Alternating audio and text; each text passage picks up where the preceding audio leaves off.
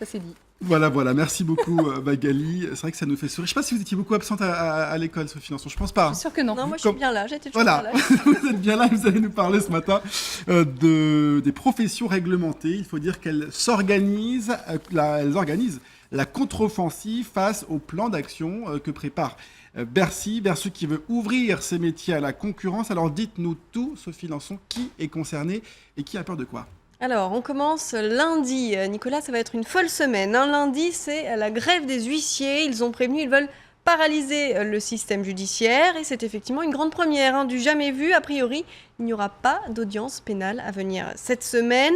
Alors, les huissiers, eux, craignent qu'on leur enlève leur monopole, c'est la signification des actes. Ils les remettent en fait en main propre. Et bien, ça pourrait désormais passer par la poste. Ensuite, mercredi, c'est au tour des notaires. Cette fois, ils manifesteront à Paris.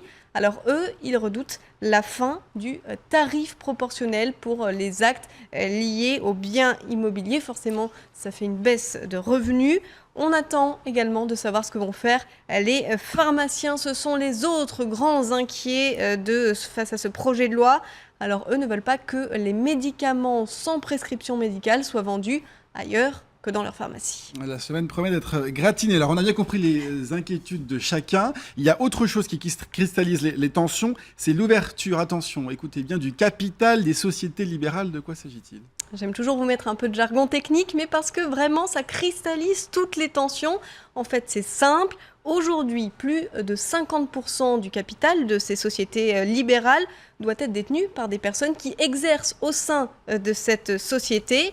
Mais le reste, le capital minoritaire donc, peut être détenu par d'autres libéraux qui exercent simplement le même métier ailleurs, dans une autre société. Eh bien, ce capital minoritaire qui était très réglementé devrait être élargi, augmenté. Alors pourquoi ? C'est une demande de Bruxelles. Ça permettrait en fait, selon Bercy, de renforcer la compétitivité de ces professions et en fait de les aider à se développer en dehors de l'Hexagone pour concurrencer les autres Européens qui font le même métier. Mais pourquoi les libéraux, eux, ils sont franchement très hostiles, ceux qui exercent ces professions ? Ils estiment qu'ils y perdraient leur indépendance. Alors on comprend bien que chacun défende sa profession, ses acquis, mais la surprise c'est qu'il y a des mécontents au sein même du gouvernement. Marisol Touraine, d'abord ministre des Affaires sociales, qui s'y est dit défavorable en ce qui concerne les pharmaciens. Ensuite, Christiane Taubira, la garde des Sceaux, qui ne se dit pas convaincue par les vertus de la concurrence. Et elle a d'ailleurs obtenu que les prochains rendez-vous sur ce thème, qui concerneront le judiciaire, se passent dans son bureau à elle. Alors le tout nouveau ministre de l'économie, Emmanuel Macron, qui récupère lui ce bébé d'Arnaud Montebourg, même s'il y est favorable, a tenté de calmer le jeu. Le gouvernement ne passera pas par des ordonnances pour ce texte de loi. Il promet la concertation. Voilà, le gouvernement qui ne peut se consoler qu'avec un sondage.